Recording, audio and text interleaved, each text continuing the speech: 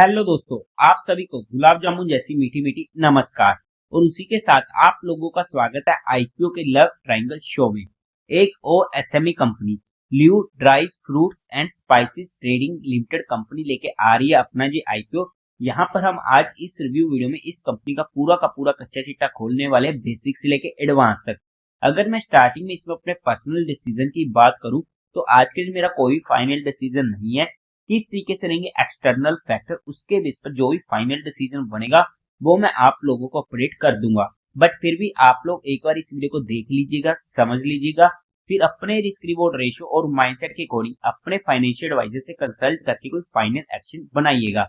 उसी के साथ साथ आप लोगों को म्यूचुअल फंड में या इंश्योरेंस सेगमेंट में किसी भी तरीके की कोई भी हेल्पलाइन की जरूरत है, या आप लोग चाहते हो कि being a mutual fund distributor हम आपका पैसा मैनेज करने में आपकी हेल्प करें, चाहे वो SIP हो, STP हो, SWP हो, बूस्टर STP हो या लमसम अमाउंट हो, तो आपको डिस्क्रिप्शन में मेरा फोन नंबर मिल जाएगा। और अगर आप लोग हमारे थ्रू अपनी SIP खुलवाते हो तो वहां पर आपको प्राइवेट व्हाट्सएप ग्रुप पर ऐड किया जाएगा, जहां पर आप लोगों के साथ आईपीएस के रिलेटेड एडिशनल इंफॉर्मेशन भी शेयर की जाती है। अब अगर हम कंपनी की बेसिक डिटेल की बात करते हैं तो ये कंपनी इनकॉर्पोरेट हुई थी 2019 में। काम की बात करते हैं तो ये स्पेशलाइज्ड होने वाली है in manufacturing and trading of a variety of spices and dry fruits under the brand name Bandhu and fried. और कंपनी सप्लाई करती है whole and blended spices, roasted and flavoured dry fruit, ghee, seasoning and other grocery items in various packaging size. Company का business 2 verticals में divide हुआ है, जहां पर ये ट्रेडिंग करती है प्रोडक्ट्स की और उसी के साथ साथ सेकंड मैन्युफैक्चरिंग एंड प्रोसेसिंग करती है स्पाइसेस की। कंपनी की मैन्युफैक्चरिंग यूनिट ठाणे में होने वाली है, महाराष्ट्र के।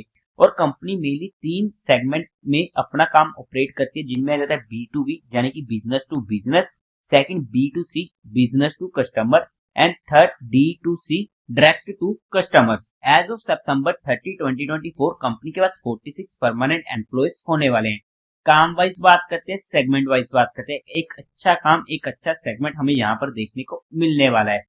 अब अगर हम कंपनी के कुछ इंटरनल रिस्क फैक्टर की बात करते हैं तो वहां पर company promoters and directors involve होने वाले कुछ सर्टेन लीगल प्रोसीडिंग्स में, जहां पर आप चेकआउट डिटेल में कर सकते हैं। सेकंड पॉइंट, कंपनी का एक significant portion of revenue generate होता है इनकी ट्रेडिंग एक्टिविटी से, जहां पर ये थर्ड पार्टी से सामान मंगवाती है और वहां पर उनको आगे सेल आउट करती है। यहाँ पर आप चेकआउट कर सकते हो 77% के करीब का देखने को मिला 2024 फाइनेंशियल ईयर में, और 86% के करीब का देखने को मिला 2023 फाइनेंशियल ईयर में, एंड 100% का था 2022 फाइनेंशियल ईयर में। कंपनी का मेजरली रेवेन्यू जनरेट होता है महाराष्ट्र रीजन से, और यहाँ पर आप चेकआउट कर सकते हैं कि मोर देन 90% से ज्यादा का रेवेन्यू लास्ट 3 फाइनेंशियल ईयर में हमें जनरेट होते हुए देखने को मिला है ओनली इन महाराष्ट्र।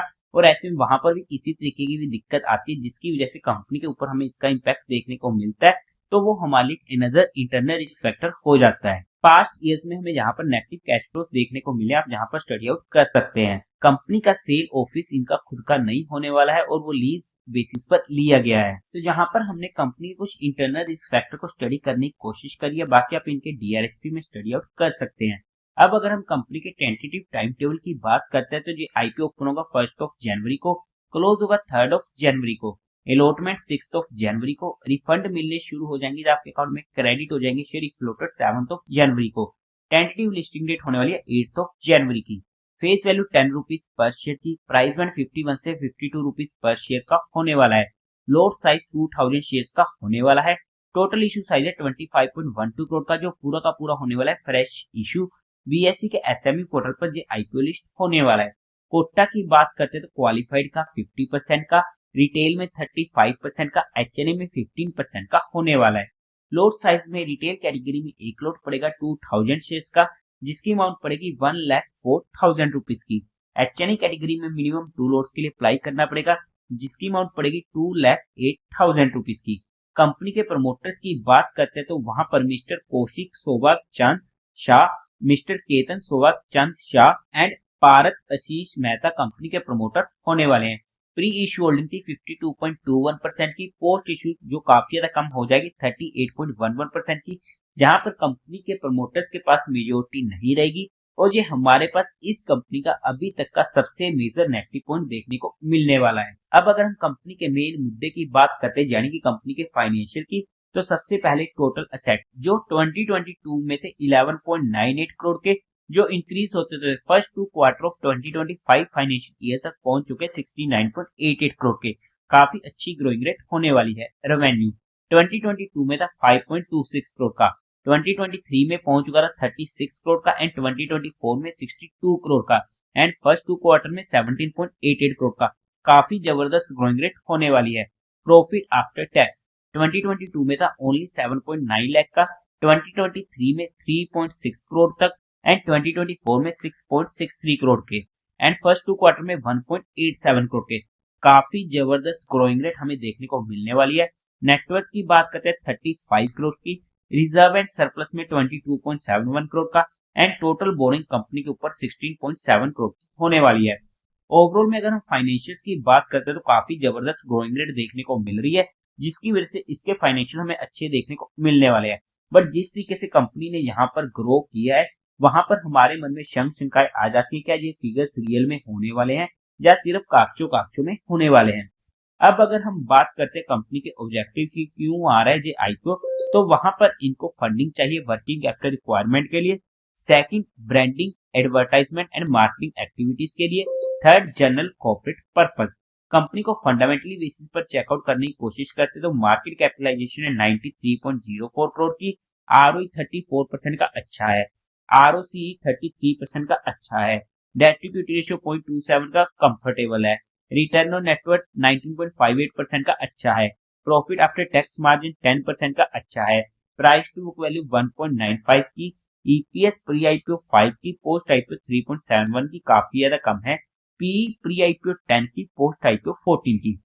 ओवरऑल में अगर हम फंडामेंटली बात करते हैं तो अच्छे फंडामेंटल हमें यहाँ पर देखने को मिलने वाले हैं।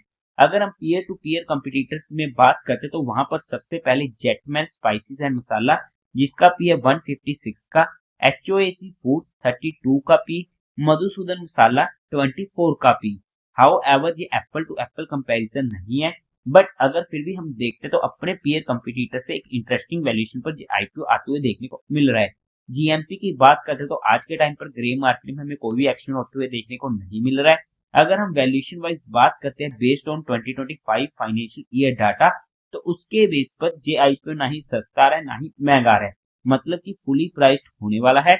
बट हमने यहाँ पर कंपनी को सिर्फ education and learning perspective study किया है, किसी भी तरीके की कोई भी इन्वेस्टमेंट टिप या एडवाइस नहीं है।